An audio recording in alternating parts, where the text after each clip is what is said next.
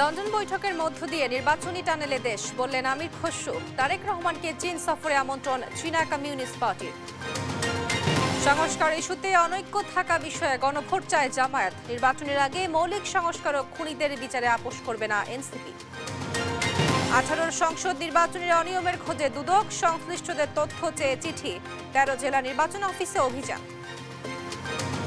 অনিয়ম হয়, সরকারি ফি অতিরিক্ত টাকা নেওয়া হয়, এই মর্মে অভিযোগের ভিত্তিতে আমরা আজকে একটা এনফোর্সমেন্ট অভিযান পরিচালনা করি।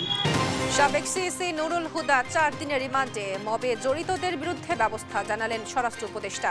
দলের কেউ থাকলে ব্যবস্থা নেবে বিএনপি।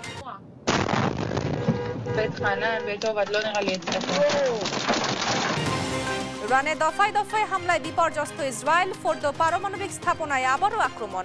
পুতিনের সহায়তা চাইলেন খামেনি। এবং শ্রীলঙ্কার বিপক্ষে 16 সদস্যের ওয়ানডে দল ঘোষণা। ফিরছেন মুস্তাফিজ তাসকিন, জায়গা পেয়েছেন লিটন নাইম ও শামীম। সংবাদ রাতে দেখছিলেন শিরোনাম। পুরো খবর জুড়ে আপনাদের সঙ্গে আছি আমি তোয়া আফরোজ। এবারে বিস্তারিত।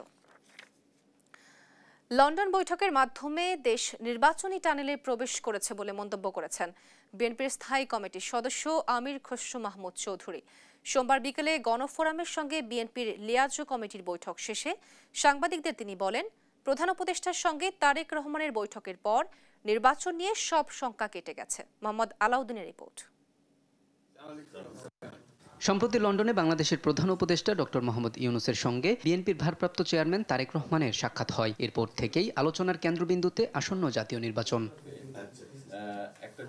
নির্বাচনী প্রস্তুতির অংশ হিসেবে এরই মধ্যে ছোট দলগুলোকে নিজেদের শিবিরে ভেড়াতে কাজ শুরু করছে বিএনপি। সোমবার গুলশানে দলটির কার্যালয়ে বিএনপির লিয়াজো কমিটির সঙ্গে গণফোরাম এবং এনডিএমের বৈঠক তারই আভাস দেয়। আমরা গণফোরাম সহ বিএনপি সহ ক্রিয়াশীল সকল রাজনৈতিক দলগুলো সেখানে ভূমিকা রাখছি।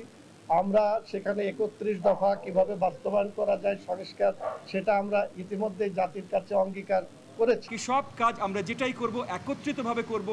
জনাব তারেক রহমান যে প্রমিসটা জনগণের জন্য দিয়েছেন, জাতীয় সরকার একটা উনি তৈরি করবেন, সেই জাতীয় সরকার তৈরি করবার জন্য এবং 31 দফাকে বাস্তবায়ন করে বাংলাদেশের জনগণের ক্ষমতায়ন এবং সঠিক গণতন্ত্র ফিরে আনার জন্য আমরা সবাই কাজ করে যাব ইনশাআল্লাহ। এ সময় লন্ডন বৈঠকের মাধ্যমে নির্বাচন নিয়ে সব সংশয় কেটে গেছে জানিয়ে দলটির স্থায়ী কমিটির সদস্য আমির খসরু মাহমুদ চৌধুরী বলেন, বৈঠকের মাধ্যমে নির্বাচনী টানেলে প্রবেশ করেছে দেশ। ডক্টর ইউনূস সাহেবের সাথে প্রধান উপদেষ্টার সাথে বৈঠকের পরে ফেব্রুয়ারির প্রথমার্ধে নির্বাচনের যে আলোচনা জনগণ সেটা অত্যন্ত ইতিবাচকভাবে নিয়েছেন এবং যে আশঙ্কা ছিল জনগণের মধ্যে সেটা কেটে গিয়েছে। সমস্ত জাতি এখন নির্বাচনী টানেলে প্রবেশ করেছে। মবের নামে অরাজকতার বিরুদ্ধে বিএনপি শক্ত অবস্থান বলে মন্তব্য করেন তিনি। বিএনপির লোকজন এর সঙ্গে জড়িত থাকলে ব্যবস্থা নেওয়ার কথাও জানান তিনি। মোহাম্মদ আলাউদ্দিন, দেশ টিভি, ঢাকা। বিএনপির ভারপ্রাপ্ত চেয়ারম্যান তারেক রহমানকে চীন সফরের আমন্ত্রণ জানিয়েছেন সিপিসি পলিট ব্যুরো কংগ্রেসের ডেপুটি লি হংচং। সোমবার পিপলস গ্রেট হলে বিএনপির সাথে দ্বিপাক্ষিক বৈঠকে কথা জানান তিনি। এ সময় বিএনপি প্রতিনিধি দলের নেতৃত্ব দিয়েছেন বিএনপির মহাসচিব মির্জা ফখরুল ইসলাম আলমগীর। এই বৈঠকের মধ্যে দিয়েই দুই পার্টি ও দুই দেশের সম্পর্ক নতুন মাত্রা লাভ করবে বলে আশাবাদ ব্যক্ত করে সিপিসি। আঞ্চলিক রাজনীতিতে চীনের নেতৃত্বের উদ্যোগকে ইতিবাচক আখ্যায়িত করে তার পরিধি বাড়িয়ে বহুপাক্ষিক করার আশা ব্যক্ত করেন বিএনপি মহাসচিব মির্জা ফখরুল ইসলাম আলমগীর। সুষ্ঠু নির্বাচনের লক্ষ্যে বিশ্বের অন্যান্য দেশের মতো বাংলাদেশেও আগামী জাতীয় নির্বাচন জাতিসংঘের তত্ত্বাবধানে হতে পারে বলে মন্তব্য করেছেন জামায়াতের ইসলামের নায়েবে আমির আব্দুল্লাহ মোহাম্মদ তাহির। সোমবার দুপুরে রাজধানীর মগবাজারে জামায়াতের কেন্দ্রীয় কার্যালয়ে দলটির আমির ডাক্তার শফিকুর রহমানের সঙ্গে কানাডার হাই কমিশনার অজিত সিং এর বৈঠক শেষে কথা জানান তিনি। সাংবাদিকদের প্রশ্নের জবাবে নায়েবে আমির বলেন, পিআর পদ্ধতিতে নির্বাচন সহ যেসব বিষয়ে রাজনৈতিক দলগুলো একমত হবে না সেসব বিষয়ে গণভোট চায় জামায়াত। এ সময় সুষ্ঠু নির্বাচনে কানাডা বাংলাদেশের পাশে থাকবে বলে আশ্বস্ত করেন কানাডার হাই কমিশনার। আমরা একটা ফেয়ার, ফ্রি, পার্টিসিপেটরি নির্বাচন চাই, যার মাধ্যমে দেশে একটা স্থিতিশীলতা আসবে। প্রয়োজনে পৃথিবীর বিভিন্ন দেশে যে উদাহরণটি আছে, যেই জাতিসংঘের অধীনে সুপারভিশনে নির্বাচন হওয়া, under the government of Bangladesh. Supervision would be by UN. এটা আমরা তাদেরকে বলেছি। জাতীয় নাগরিক পার্টি এনসিপির উত্তরাঞ্চলের মুখ্য সংগঠক সার্জিস সালম বলেছেন, নির্বাচনের আগে মৌলিক সংস্কার, খুনিদের বিচার এবং জুলাই ঘোষণাপত্রের প্রশ্নে কোনো ধরনের আপোষ করা হবে না। সোমবার সন্ধ্যায় পঞ্চগড় চেম্বার ভবনে জাতীয় যুব শক্তি পঞ্চগড়ের সমন্বয় সভায় একথা বলেন তিনি। সার্জিস বলেন, নির্বাচনের আগে মৌলিক সংস্কারের ব্যাপারে কোনো ছাড় থাকবে না। খুনিদের বিচার ও জুলাই ঘোষণাপত্র জুলাই মাসে দেওয়ার ক্ষেত্রেও আপোষ হবে না। এ সময় অন্তর্বর্তী সরকারকে দুর্বল হিসাবে দেখতে চান না জানিয়ে সার্জিস বলেন, সরকার যদি নিজেদের দুর্বল হিসাবে প্রকাশ করে তা হবে অভ্যুত্থানের সঙ্গে প্রতারণা। অন্তর্বর্তীকালীন সরকারকে আমরা দুর্বল সরকার হিসেবে দেখতে চাই না। এই অন্তর্বর্তীকালীন সরকার যদি নিজেদেরকে দুর্বল হিসেবে প্রকাশ করে, এটাই হবে তাদের ওই ম্যান্ডেটের সাথে, অভ্যুত্থানের ওই লক্ষ্যের সাথে সবচেয়ে বড় প্রতারণা। 2018 সালের জাতীয় নির্বাচনে শতভাগ ভোট পড়েছে এমন কেন্দ্রের সংশ্লিষ্ট কর্মকর্তাদের খুঁজছে দুদক। ভোট কারচুপির সঙ্গে জড়িতদের তথ্য পেতে নির্বাচন কমিশনে চিঠি পাঠিয়েছে সংস্থাটি। একই সঙ্গে ক্ষমতার অপব্যবহার করে 2014 ও 2024 সালের নির্বাচনে প্রভাব সৃষ্টিকারীদের খুঁজছে বলেও জানান দুদক মহাপরিচালক। ফজলে আদিত্যের রিপোর্ট। আওয়ামী লীগ ক্ষমতা থাকা অবস্থায় যেসব জাতীয় নির্বাচন হয়েছে সব কয়টাই ছিল প্রশ্নবিদ্ধ। দুদকে অভিযোগ এসেছে, এসব নির্বাচনে আওয়ামী লীগকে বিজয়ী করতে রাষ্ট্রীয় ক্ষমতা ব্যবহার করেছিল শেখ হাসিনার নেতৃত্বে বিভিন্ন স্তরের নেতাকর্মী ও সরকারি উচ্চ পর্যায়ের কর্মকর্তারা।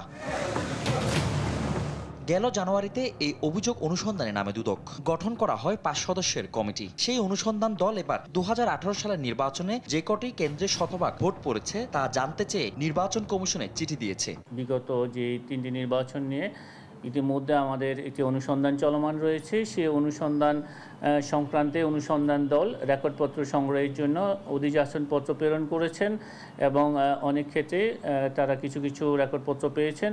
আরও যেসব তথ্যাদি প্রয়োজন সেই জন্য তারা কাজ করছেন। নিশিরাতে নির্বাচন খ্যাত 2018 সালের ভোটে সিএসির দায়িত্ব পালনকারী KM নুরুল হুদাকে রোববার রাতে গ্রেফতার করে আইনশৃঙ্খলা বাহিনী। দুদকের এই মহাপরিচালক জানান, অনুসন্ধান কর্মকর্তা চাইলে তাকে এই অভিযোগে গ্রেফতার দেখাতে পারেন। আমাদের যে অনুসন্ধান দল রয়েছেন এইটা তাদের এখতিয়ার, তারা যদি মনে করেন কোনো আসামিকে গ্রেফতার করার প্রয়োজন এই পর্যায়ে সেই উদ্যোগ তারা নেবেন। এদিকে ইসলামিক ব্যাংক থেকে 1000 কোটি টাকার বেশি আত্মসাতের অভিযোগে দুদকের মামলায় ব্যাংকটির সাবেক এমডি মনিরুল মাওলাকে আদালতের মাধ্যমে জেল হেফাজতে পাঠানো হয়েছে। ফজলে আদিত্য, দেশ টিভি, ঢাকা।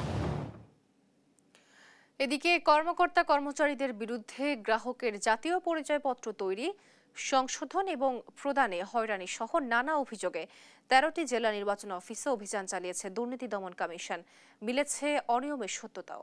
সহকর্মীদের তথ্য ছবিতে সালমা জাহানের রিপোর্ট। সেবা প্রার্থীরা হয়রানির শিকার হচ্ছেন এমন অভিযোগের ভিত্তিতে 13টি জেলা নির্বাচন অফিসে অভিযান পরিচালনা করছে দুর্নীতি দমন কমিশন। সোমবার দুদকের সমন্বিত জেলা কার্যালয় হতে এই অভিযান পরিচালনা হচ্ছে।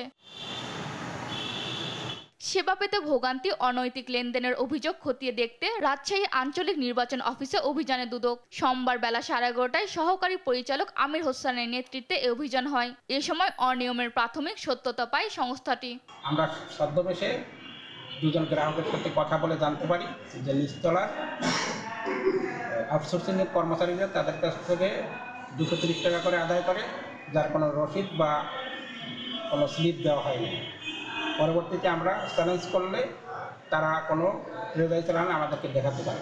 এদিকে দুপুর 12টার দিকে ময়মনসিংহের আঞ্চলিক নির্বাচন কার্যালয়ে অভিযান পরিচালনা করে দুর্নীতি দমন কমিশন। এই সময় দুদকের সামনে বিভিন্ন অভিযোগ তুলে ধরেন সেবা প্রার্থীরা। উত্তরা থেকে আজকে আসছি, 1 ঘন্টা লেট হয়েছে। আচ্ছা, 1 ঘন্টা তো লেট হইতেই পারে, ঢাকা থেকে আসছি যেহেতু।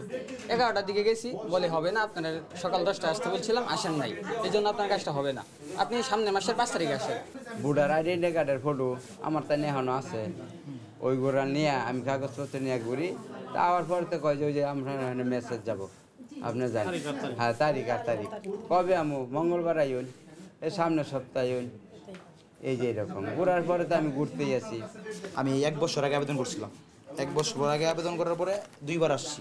আমার বলছে আপনার ফোনে একটা SMS যাবে, কিন্তু SMS আজ পর্যন্ত আসে নাই।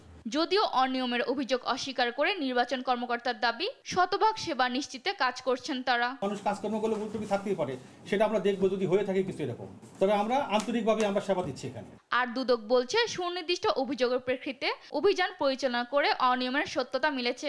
অভিযানকালে প্রথমে আমরা কিছু সেবা গ্রহীতাদের জিজ্ঞাসাবাদ করছি এবং কয়েকজনকে জিজ্ঞাসাবাদে আমরা এখানে গ্রাহক সেবা ও হয়রানির প্রাথমিক সত্যতা পেয়েছি এবং এই সংক্রান্ত বিভিন্ন রেকর্ডপত্র আমরা এখান থেকে সরবরাহ করতেছি। রেকর্ডপত্রের আলোকে পরবর্তীতে আমরা আমাদের প্রতিবেদন কমিশন বরাবর দাখিল করব। দুর্নীতির অনুসন্ধানে নওগাঁ নির্বাচন অফিসও হানা দেয় দুদক। অভিযানের বিস্তারিত গণমাধ্যমকে সংবাদ বিজ্ঞপ্তির মাধ্যমে জানানো হবে বলে জানায় দুদকের জনসংযোগ বিভাগ। সালমা জাহান, নিউজ ডেস্ক, দেশ টিভি। বাংলাদেশের জাতীয় সংসদ নির্বাচন ইতিহাসে অন্যতম কালো অধ্যায় 2018, আর সেই সময় যার কাঁধে দায়িত্ব ছিল নির্বাচনের তিনি AKM নুরুল হুদা। বলা হয় সেই সময় দিনের ভোট হয়েছিল রাতেই। সেই KM নুরুল হুদার 4 দিনের রিমান্ড মঞ্জুর করেছেন আদালত। এদিকে সাবেক সংসদ সদস্য সাবিনা আক্তার তুহিন ও মোহাম্মদ ফয়সাল বিপ্লবকে কারাগারে পাঠানো হয়েছে। HML এর রিপোর্ট। বিগত 3টি জাতীয় নির্বাচনে অনিয়ম কারচুপির মূল হোতা সাবেক 3 CEC-কে আসামি করে সম্প্রতি মামলা করে বিএনপি। রোববার রাজধানীর উত্তরা থেকে গ্রেপ্তার হন রাতের ভোটের কারিগর সাবেক CEC AKM নুরুল হুদা। সোমবার বিকেলে তাকে নেওয়া হয় CMM আদালতে। একই সঙ্গে আদালতে তোলা হয় আটককৃত সাবেক MP সাবিনা আক্তার তুহিন সহ মুন্সিগঞ্জ 3 আসনের সাবেক MP মোহাম্মদ ফয়সাল বিপ্লবকে। কড়া নিরাপত্তার মধ্য দিয়ে আদালতে আনা হয় তাদের। সাবেক CEC AKM নুরুল হুদার বিরুদ্ধে 11 অভিযোগ এনে 10 দিনের রিমান্ড আবেদন করেন পুলিশের তদন্ত কর্মকর্তা। সার্বিক পরিস্থিতি বিবেচনায় 4 দিনের রিমান্ড মঞ্জুর করেন বিচারিক আদালত। আপনারা জানেন যে এই বিতর্কিত নিশিরাতের প্রধান নির্বাচন কমিশনার AKM নুরুল হুদা ছিল শেখ হাসিনার একজন অত্যন্ত সহযোগী এবং আস্থাভাজন ব্যক্তি। এদিকে নুরুল হুদা যে ধারায় অভিযুক্ত হয়েছেন সেগুলো কোনো নির্বাচন কমিশনের কর্মকর্তা নয়, বরং প্রার্থী ও ভোটারদের উপর বর্তায় বলে দাবি আইনজীবীর। যে মামলায় পেনাল কোডের যে ধারাগুলোতে অভিযুক্ত করা হয়েছে সে সকল ধারাগুলো বেইলেবল সেকশন এবং ওই ধারাগুলো নির্বাচন কমিশনের কোনো কর্মকর্তার উপরে লাই করে না। এবং আমরা বলেছি যে এই ধারাগুলো শুধু নির্বাচনের যে প্রার্থী এবং ভোটারদের উপরে এই ধারাগুলো বর্তায়। অতএব বিজ্ঞ আদালতকে আমরা এটি বুঝাতে সক্ষম হয়েছি। 2018 সালের জাতীয় নির্বাচনের সময় প্রধান নির্বাচন কমিশনার ছিলেন AKM নুরুল হুদা। HML, দেশ টিভি, ঢাকা। রাতের ভোট, আমি ডামে নির্বাচন, এই ছিল 2014 থেকে 2024 পর্যন্ত বাংলাদেশের 3টি নির্বাচনের চিত্র। এভাবেই ধ্বংস করা হয় দেশের নির্বাচন ব্যবস্থাকে। আর এর নেতৃত্বে ছিলেন সাবেক 3 CEC কাজী রকিবউদ্দিন আহমেদ, KM নুরুল হুদা ও কাজী হাবিবুল আওয়াল। বর্তমানে KM নুরুল হুদা গ্রেফতার হয়ে রিমান্ডে গেলেও বাকি দুজন ধরাছোঁয়ার বাইরে। ইউসুফ ভুঁইয়ার রিপোর্ট। রাতের ভোট, আমি ডামি নির্বাচন, এই ছিল 2014 থেকে 2024 বাংলাদেশের 3টি নির্বাচনের চিত্র। এভাবেই দেশের নির্বাচনী ব্যবস্থাকে ধ্বংস করে দেওয়া হয়। ভোটাধিকার থেকে বঞ্চিত হন সাধারণ ভোটাররা। নির্বাচন ব্যবস্থাকে এভাবে ধ্বংস করে দেওয়ার নেতৃত্বে ছিলেন সাবেক 3 প্রধান নির্বাচন কমিশনার কাজী রকিবউদ্দিন আহমদ, KM নুরুল হুদা ও কাজী হাবিবুল আওয়াল। 2014, 2018 এবং 2024 সালের 10ম, 11 ও দ্বাদশ জাতীয় নির্বাচনগুলোতে ভোটের মাঠের প্রধান মাস্টারমাইন্ড ছিলেন তারা। শুধু তাই নয়, আওয়ামী লীগের পছন্দের প্রার্থীকে বিজয় করতে ভোটের আগের রাতেই কারচুপির নেতৃত্বে ছিলেন তারা। বিএনপি সহ বেশিরভাগ রাজনৈতিক দলের বর্জনের মধ্যে 2014 সালের 5 জানুয়ারি 10ম সংসদ নির্বাচন অনুষ্ঠান করেন তখনকার নির্বাচন কমিশনার কাজী রকিবউদ্দিন আহমদ। সেই নির্বাচনে 300 আসনের মধ্যে 153টিতে আওয়ামী লীগের প্রার্থী বিনা প্রতিদ্বন্দ্বিতায় সংসদ সদস্য হন। সেই সংসদকে বিনা ভোটের সংসদ আখ্যা দিয়েছিল বিএনপি। তবে 2018 সালের 30 ডিসেম্বরের 11 জাতীয় সংসদ নির্বাচনে বিএনপি অনেক যদি কিন্তুর মাধ্যমে অংশ নিল। সেই নির্বাচনে আগের রাতে ভোট হওয়ার অভিযোগ ওঠে। মধ্যরাতেই শেষ হয়ে যায় ভোট কাস্টিং। সকালে কেন্দ্রে গিয়ে ভোটাররা দেখেন তাদের ভোট আগেই দেওয়া হয়ে গেছে। নিশিরাতের এই মূল কারিগর ছিলেন KM নুরুল হুদা। এরপর 2024 সালের 7 জানুয়ারি দ্বাদশ সংসদ নির্বাচন বর্জন করে বিএনপি ও সমমনা দলগুলো। তবে সেই নির্বাচন অংশগ্রহণমূলক দেখাতে শরিক ও বিরোধী দল জাতীয় পার্টির জন্য আসন ছেড়ে দেয় আওয়ামী লীগ। নির্বাচনে প্রতিদ্বন্দ্বিতা বাড়াতে দলীয় প্রার্থীর পাশাপাশি নিজেদের দলের নেতাদের স্বতন্ত্র প্রার্থী হিসেবে দাঁড় করান, যা আমি ডামি নির্বাচন হিসেবে পরিচয় পায়। আর এই নির্বাচনের দায়িত্বে ছিলেন কাজী হাবিবুল আউয়াল। এভাবেই একের পর এক ভোটবিহীন নির্বাচন উপহার দেন সাবেক এই 3 প্রধান নির্বাচন কমিশনার। তাদের কারণে সৃষ্টি হয় দেশের রাজনৈতিক সংকট। তবে সম্প্রতি গ্রেপ্তার করা হয়েছে 2018 সালের নির্বাচন কমিশনার KM নুরুল হুদাকে। বাকিরা এখনও ধরাছোঁয়ার বাইরে। ইউসুফ ভুঁইয়া, দেশ টিভি, ঢাকা। KM নুরুল হুদাকে লাঞ্ছিতের ঘটনাকে মব জাস্টিস উল্লেখ করে এ ধরনের আচরণকে অনাকাঙ্ক্ষিত বলেছেন স্বরাষ্ট্র উপদেষ্টা জাহাঙ্গীর আলম চৌধুরী। বলেন, আইন শৃঙ্খলা বাহিনীর উপস্থিতিতে এমন ঘটনা উদ্বেগজনক। এতে বাহিনীর কারো দায়িত্ব অবহেলা থাকলে তদন্ত করে ব্যবস্থা নেওয়ার কথা জানান তিনি। এদিকে এ ঘটনার নিন্দা জানান পরিবেশ উপদেষ্টা সৈয়দা রেজওয়ানা হাসান। আরও জানাচ্ছেন অঙ্কন চৌধুরী। বিশ্ব পরিবেশ দিবস ও পরিবেশ মেলা উপলক্ষে সচিবালয়ে সংবাদ সম্মেলন করেন পরিবেশ উপদেষ্টা সৈয়দ রেজওয়ানা হাসান। জানান, বর্তমান সরকার একটি আদর্শ সময়ে দায়িত্ব পাননি, তারপরও একটি আদর্শ পরিবেশ তৈরির চেষ্টা চলছে। প্রশ্নের জবাবে তিনি জানান, সাবেক সিইসি নজরুল হুদাকে আটকের সময় যে ঘটনা ঘটেছে তা নিন্দনীয়।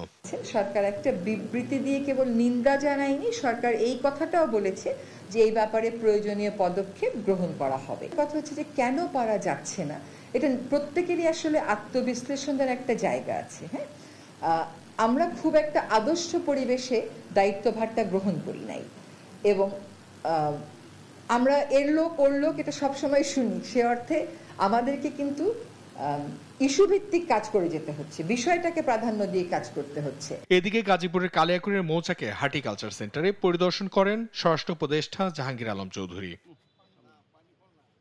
পরে সাংবাদিকদের প্রশ্নের জবাবে তিনি বলেন, সাবেক সিইসি KM নজরুল হুদাকে আটকের সময় যে মব জাস্টিস হয়েছে তা কোনোভাবেই গ্রহণযোগ্য নয়। এতে কারো গাফিলতি থাকলে ব্যবস্থা নেওয়া হবে। বাট ওনারে যেভাবে করা হয়েছে যে মব জাস্টিস, এটা হলো কোনো অবস্থায় গ্রহণযোগ্য না।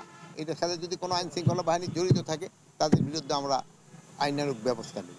এই সময় সাবেক আরেক সিইসি হাবিবুল আউয়ালের গ্রেপ্তারের খবর ভিত্তিহীন বলে উড়িয়ে দেন স্বরাষ্ট্র উপদেষ্টা। হাবিবুল আউয়াল ওই যে আগে চিফ ইলেকশন কমিশনার অ্যারেস্ট হয়েছে, ইনফ্যাক্ট এখন পর্যন্ত অ্যারেস্ট হয়নি। অ্যারেস্ট হয়েছে নুরুল হুদা সাহেব। নিউজ ডেস্ক, দেশ টিভি। সাবেক সিইসি KM নুরুল হুদাকে লাঞ্ছিতের ঘটনায় বিএনপির কেউ জড়িত থাকলে তদন্ত করে ব্যবস্থা নেওয়া হবে বলে জানিয়েছেন দলটির স্থায়ী কমিটির সদস্য সালাউদ্দিন আহমেদ। আর নুরুল হুদাকে গ্রেফতারের সময় এবং আদালতে যারা অসদাচরণ করেছে তাদের শাস্তির দাবি করেন দলটির সিনিয়র যুব মহাসচিব রুহুল কবির রিজভী। এদিকে অবৈধ ভোটের কারিগরদের পরিণতি সম্পর্কে বর্তমান কমিশনকে সতর্ক করেন জয়নুল আবেদিন ফারুক। নাইম আফসানের রিপোর্ট। আওয়ামী লীগকে ক্ষমতায় টিকিয়ে রাখতে 2018 সালে রাতের ভোটের অন্যতম ছিলেন সাবেক সিইসি KM নুরুল হুদা। রোববার রাতে রাজধানীর উত্তরার একটি বাসা থেকে তাকে আটক করে গলায় জুতার মালা পরিয়ে দেয় বিক্ষুব্ধ জনতা। সাবেক সিইসিকে লাঞ্ছিত এই ঘটনায় ভিডিও সামাজিক যোগাযোগ মাধ্যমে মুহূর্তেই ভাইরাল হয়ে ওঠে। সোমবার এ নিয়ে কথা বলেন বিএনপি নেতারা।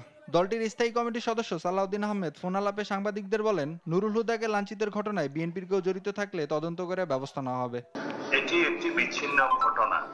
যদি বিএনপির যে কোনো নেতা কর্মী এই ঘটনা জড়িত থাকে, তদন্ত করে তার বিরুদ্ধে ডিসিপ্লিনারি অ্যাকশন আমরা বিএনপির কেন্দ্রীয় কার্যালয়ে গণমাধ্যমের সঙ্গে কথা বলেন বিএনপির সিনিয়র যুগ্ম মহাসচিব রুহুল কবির রিজভী। এ সময় সাবেক সিইসিকে গ্রেপ্তারের সময় এবং আদালতে যারা অসদাচরণ করেছে তাদের শাস্তির দাবি করেন তিনি। গতকাল সাবেক প্রধান নির্বাচন কমিশনারের সাথে যে ধরনের ব্যবহার হয়েছে এবং আদালতে তার প্রতি যে আচরণ করা হয়েছে, এটা নিঃসন্দেহে দুঃখজনক এবং আমরা মনে করি যেই এই ঘটনার সাথে জড়িত থাক তার দৃষ্টান্তমূলক শাস্তি হওয়া দরকার। সকালে জাতীয় প্রেস ক্লাবের সামনে এক সমাবেশে বক্তব্য রাখেন বিএনপি চেয়ারপারসনের উপদেষ্টা পরিষদের সদস্য জয়নুল আবেদিন ফারুক। এ সময় জোর করে নির্বাচন করার পরিণতি সম্পর্কে বর্তমান কমিশনকেও সতর্ক করেন তিনি। আবার কোনো ষড়যন্ত্র নিহিত থাকে, আবার কোনো প্রেতাত্মারা যদি আপনার কানের কাছে গুনগুন করে ষড়যন্ত্র করে এই নির্বাচনকে বানচাল করার হীন প্রচেষ্টা করে আমরা রুখে দাঁড়াবো। বিগত 3 সিইসি সহযোগীদেরও আইনের আওতায় আনার দাবি জানান বিএনপির এই নেতা। নাইম আফসান, দেশ টিভি, ঢাকা। দেখছেন সংবাদ রাত। ঢাকা মহানগর রমনা থানা বিএনপির উদ্যোগে সদস্য সংগ্রহ ও নবায়ন কার্যক্রমের প্রস্তুতি সভা অনুষ্ঠিত হয়েছে। মঙ্গলবার দলীয় কার্যালয়ের সামনে এই সভা অনুষ্ঠিত হয়। এতে সভাপতিত্ব করেন রমনা থানার সাবেক সভাপতি তোফাজ্জল হোসেন। প্রধান অতিথি ছিলেন ঢাকা মহানগরের সাবেক সাংগঠনিক সম্পাদক আরিফুল ইসলাম।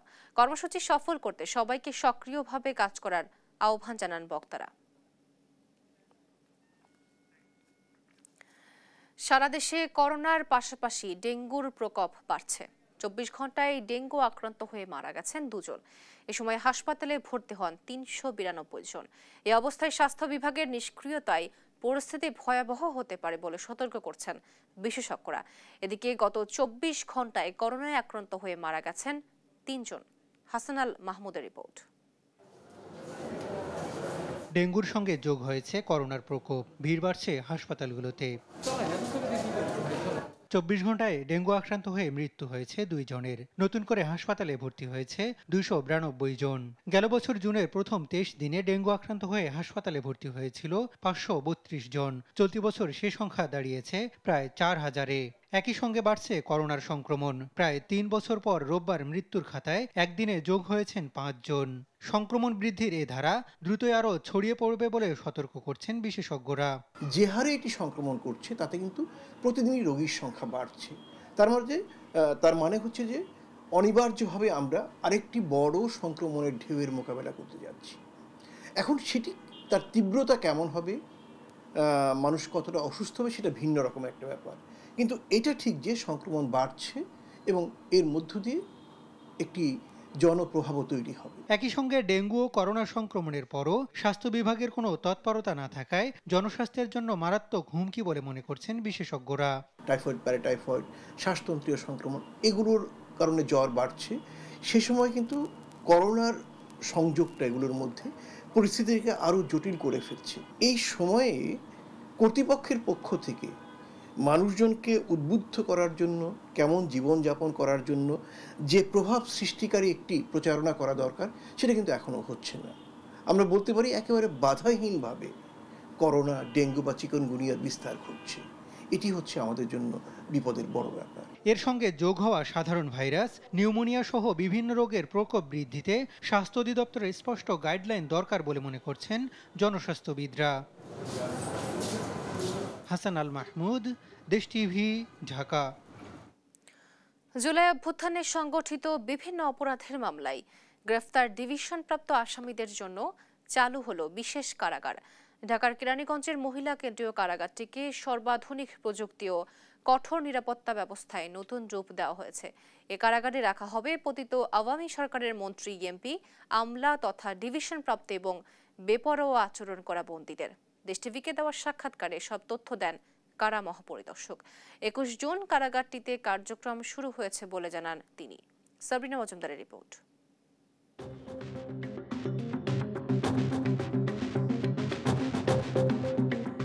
গেল বছরের 5 আগস্ট হাসিনা সরকারের পতনের পর জুলাই আগস্ট গণহত্যার অভিযোগে পতিত আওয়ামী সরকারের এমপি, আমলাদের বিরুদ্ধে মামলা হয়েছে প্রায় 3000। এসব মামলায় এ পর্যন্ত গ্রেপ্তার হয়ে কারাগারে আছেন সাবেক আইনমন্ত্রী আনিসুল হক, সাবেক নৌমন্ত্রী শাহজাহান খান সহ প্রায় 300 জন সাবেক প্রধানমন্ত্রীর ঘনিষ্ঠ ব্যক্তি। বিচার না হওয়া পর্যন্ত কারাবিধি অনুযায়ী এসব বন্দী ডিভিশন পাচ্ছেন। কঠোর নজরদারিতে ডিভিশনপ্রাপ্ত এই আসামিদের এক ছাদের নিচে রাখতে বিশেষ কারাগার চালু করেছে সরকার। কেরানীগঞ্জের মহিলা কেন্দ্রীয় কারাগারকে রূপ দেওয়া হয়েছে বিশেষ বন্দিশালায়, যাকে মডেল কারাগার হিসেবে বলছেন কারা কর্তৃপক্ষ।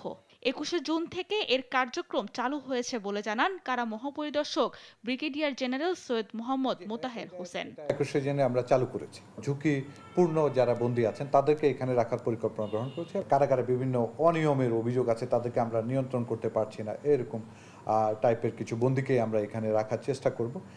বাট মোস্টলি এই কারাগারটা হবে মানে একটা বড় অংশ থাকবে হচ্ছে ডিভিশনপ্রাপ্ত বন্দীরা, যাদের বিভিন্ন জায়গায় ছড়িয়ে ছিটিয়ে আছেন, তাদের আসলে কার্যক্রমগুলোকে মনিটর এবং ফলো আপ করা আমাদের জন্য একটা চ্যালেঞ্জিং বিষয় হয়ে দাঁড়িয়েছে। প্রাথমিকভাবে 250 জন ভিআইপি বন্দীকে রাখা হবে এখানে। এখন পর্যন্ত আনা হয়েছে 50 জনকে। বিশেষ এই কারাগারের নিরাপত্তা নিশ্চিতের জন্য থাকছে অত্যাধুনিক সিসিটিভি, বডি ক্যামেরা সহ এআই নজরদারির মতো ব্যবস্থা বলেও জানান কারা মহাপরিদর্শক। এটা কমপ্লিট করেছে সেনাবাহিনীর সহায়তা আমরা করেছি, যাতে কোনো রকম গোপনীয় অথবা কোনো ভালনারেবল কোনো কিছু না থাকে এখানে বন্দী স্থানান্তর। এরপর আমরা এখানে অ্যাডভান্স এখানে কম্প্রিহেন্সিভ জ্যামিং সিস্টেমটা থাকবে এখানে এই কারাগারে, যাতে এখানে কোনো মোবাইল ডিভাইস ইভেন কেউ যদি কোনোভাবে নিতেও পারে যাতে কোনো রকমের সুবিধা না পায়। এরপরে এন্ট্রিগুলো প্রপার করার জন্য আমরা এখানে বডি স্ক্যানার আছে, লাগেজ স্ক্যানার আছে। এখানে যারা ডিউটি পালন করবেন তাদের আমরা বডি ক্যাম দিয়ে তাদেরকে ডিউটি করবে, যাতে ওইখানে তাদের কার্যক্রমগুলো তারা ডিউটিতে কী কাজ করছে, কারারক্ষীরা অথবা আমাদের কর্মকর্তা কর্মচারী যারা ভিতরে দায়িত্ব পালন করে তারা কিন্তু সবাই কিন্তু নিজস্ব ক্যাম্প নিয়ে যাবেন। সিসিটিভিতে কিন্তু আমরা এআই ইনকর্পোরেট করার চেষ্টা করেছি, যেখানে হচ্ছে কোনো রকমের সাসপিশিয়াস মুভমেন্টগুলো অটোমেটিক্যালি ডিটেক্ট করবে এবং তারা আমাদেরকে নোটিফাই করবে। টেলিফোনেও আমাদের এআই ইনকর্পোরেট করা হয়েছে, যেখানে হচ্ছে তারা সাসপিশিয়াস কথাবার্তাগুলো রেকর্ড করবে অথবা আমাদেরকে ওয়ার্নিং জেনারেট করবে কেউ যদি অযাচিত কোনো কথাবার্তা বলে থাকে। এছাড়া বন্দীদের নিরাপত্তা ও এই কারাগারের সুষ্ঠু ব্যবস্থাপনার জন্য এখানকার কর্মকর্তাদের দেয়া হয়েছে বিশেষ প্রশিক্ষণও। তাদেরকে বিশেষভাবে প্রশিক্ষিত করার ব্যবস্থা অলরেডি করা হয়েছে। এছাড়াও ওনাদের প্রশিক্ষণ প্রক্রিয়া চলমান থাকবে এবং তাদেরকে একটা বিশেষ ইনসিগনিয়ার মাধ্যমে তাদেরকে আমরা তাদের মনোবল বৃদ্ধি করার জন্য তারা স্পেশাল এক রকমের কাজ করছেন, এরকম টাইপের একটা বিশেষ তারা একটা ইনসিগনিয়া ক্যারি করবেন। বিশেষ এই কারাগারে ভিআইপি বন্দীদের সেবা দেওয়ার জন্য রাখা হবে কিছু সাধারণ বন্দী, পাঠাগার, হাসপাতাল সহ বেশ কিছু সুবিধা থাকছে বিশেষ এই বন্দিশালায়। সাবরিনা মজুমদার, দেশ টিভি, ঢাকা। দেখছেন সংবাদ রাত। এবার ইরান ইসরায়েল যুদ্ধ প্রসঙ্গ।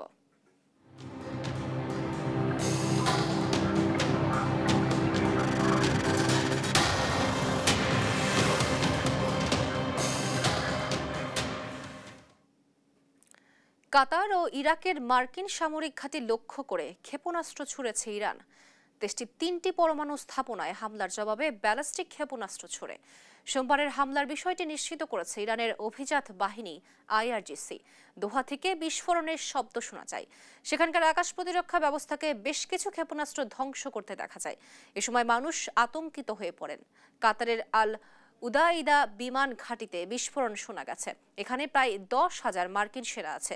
এ অবস্থায় নিজেদের আকাশপথ বন্ধ করে দিয়েছে কাতার সরকার। একই সঙ্গে এমন হামলার তাৎক্ষণিক তীব্র নিন্দা জানিয়েছে দেশটি। এ বিষয়ে উদ্বিগ্ন জাতিসংঘ। শেষ মুহূর্ত পর্যন্ত যুদ্ধ চালিয়ে যাবে বলেছে ইরান। অন্যদিকে দ্রুত যুদ্ধের অবসান চায় ইসরায়েল। ইরানের খাইবার ক্ষেপণাস্ত্র হামলায় ব্যাপক ক্ষতিগ্রস্ত হয়েছে ইসরায়েল। ফাতেমা তাসনিমের রিপোর্ট। ইরানের খাইবার ক্ষেপণাস্ত্র হামলায় তছনছ ইসরায়েল। আইআরজিসি বলছে প্রথমবারের মতো ছোড়া হয়েছে ক্ষেপণাস্ত্রটি। ফুটেজে দেখা যায় বিকট বিস্ফোরণে খাইবার ক্ষেপণাস্ত্র পড়ছে ইসরায়েলের মহাসড়কে। এছাড়াও ইসরায়েলের বিদ্যুতের ঘাঁটিতে ঘটেছে বিকট বিস্ফোরণ। এতে সাময়িক সময়ের জন্য বন্ধ হয়ে যায় বিদ্যুৎ সরবরাহ। যুক্তরাষ্ট্রের হামলার পর এবার ইসরায়েলও হামলা চালিয়েছে ফোর্দো পারমাণবিক কেন্দ্রে। এমনকি তেহরানের ইভিন জেলখানায় হামলা চালায় আইডিএফ। এছাড়াও পাল্টাপাল্টি হামলার পর তাবরিজ শহরের আকাশে দেখা যায় কালো ধোঁয়া। ইসরায়েলি গণমাধ্যম জানায় হামলায় আইআরজিসির শতাধিক সদস্য নিহত হয়েছেন। ইরানের উপপররাষ্ট্রমন্ত্রী সাইদ খাতিবজাদে জানিয়েছেন ইরান শেষ মুহূর্ত পর্যন্ত লড়াই করতে প্রস্তুত। 50,000 মার্কিন সেনাকে কফিনে ওভাল অফিসে পাঠানোর কথা বলেছেন ইরানের রাষ্ট্রীয় টেলিভিশনের উপস্থাপক মেহেদি খান আলিজাদে। মধ্যপ্রাচ্যে মার্কিন ঘাঁটিতে হামলা হতে পারে, আইআরজিসির এমন হুমকির পর এবার বোমা ফাটালেন ইরানের এ উপস্থাপক। অন্যদিকে দ্রুত যুদ্ধ শেষ করতে চায় বলে ইরানের কাছে বার্তা পাঠিয়েছে ইসরায়েল। ইসরায়েলি টেলিভিশন 12-এর এক প্রতিবেদন অনুসারে আগামী কয়েকদিনে অপারেশন রাইজিং লায়নের মাধ্যমে নির্মূল করা হবে ইরানের পারমাণবিক কর্মসূচি। ইরানের পররাষ্ট্রমন্ত্রী আব্বাস আরাকচি সোমবার মস্কোয় প্রেসিডেন্ট ভ্লাদিমির পুতিনের সঙ্গে বৈঠকে বসেন। এ সময় ইরানের বিরুদ্ধে আগ্রাসনকে ভিত্তিহীন বলে ইরানের পাশে থাকার প্রতিশ্রুতি দিয়েছেন পুতিন। সহায়তা চেয়ে খামেনির লেখা একটি চিঠিও এ সময় পুতিনের কাছে পৌঁছে দেন ইরানের পররাষ্ট্রমন্ত্রী। চলমান ঘটনাবলী সম্পর্কে আমাদের অবস্থান সুপরিচিত। রাশিয়ার পক্ষ থেকে পররাষ্ট্র মন্ত্রণালয় স্পষ্টভাবে জানিয়েছে, জাতিসংঘের নিরাপত্তা পরিষদে আমরা যে অবস্থান নিয়েছি তারই প্রতিফলন হবে। বৈঠকে আব্বাস আরাকচি বলেন, রাশিয়া ইতিহাসের সঠিক পক্ষে আছে। মার্কিন হামলার নিন্দা জানানোয় ধন্যবাদ জানান পুতিনকে।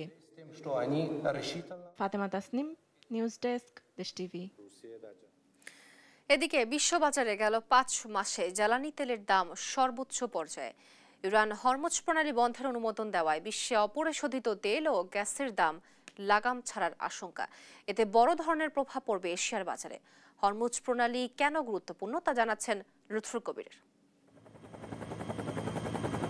বিশ্বের জ্বালানি সরবরাহের লাইফলাইন হিসেবে পরিচিত হরমুজ প্রণালী। প্রতিদিন এই পথ দিয়ে বিশ্বের 5 ভাগের 1 ভাগ তেল সরবরাহ হয়ে আসছে এ জলজ পথে। পরমাণু স্থাপনায় যুক্তরাষ্ট্রের নজিরবিহীন হামলার প্রতিবাদে এই গুরুত্বপূর্ণ পথ বন্ধের অনুমোদন দিয়েছে ইরানের পার্লামেন্ট। ইরানে ইসরায়েলের অবৈধ বিমান হামলা এবং তাতে যুক্তরাষ্ট্রের প্রকাশ্য সমর্থনে কিছুদিন ধরেই এই বাণিজ্য পথ বন্ধের হুঁশিয়ারি দিয়ে আসছিল তেহরান। হরমুজ প্রণালী ভূকৌশলগতভাবে যুক্তরাষ্ট্র ও তার বাইরের দেশগুলোর জন্য গুরুত্বপূর্ণ, কারণ বিশ্ব অর্থনীতির শক্তি তেলের প্রবাহের উপর ব্যাপকভাবে নির্ভরশীল। এ প্রণালী ওমান এবং ইরানের মধ্যে অবস্থিত। এটি সবচেয়ে সংকীর্ণ স্থানে 33 কিলোমিটার প্রশস্ত, জাহাজ চলাচলের পথ মাত্র 3 কিলোমিটার।